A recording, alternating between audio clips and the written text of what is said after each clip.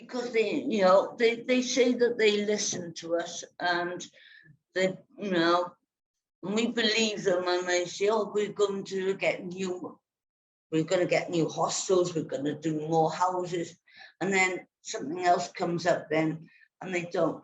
We need to be able to believe in what they say, and they've got to prove to us that they mean what they're going to say. But there needs to be a cross-party solution found between them, and not looking to score political points. So they could engage with each other rather than think of the people rather than the headlines.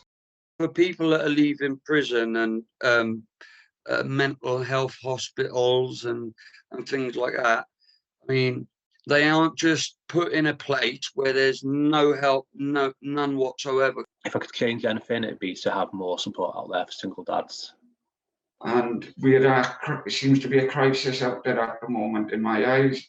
And I want to know, what are they going to do to change the situation and help us move on, like end homelessness? What are they actually going to do, instead of just saying it's time for action, not words?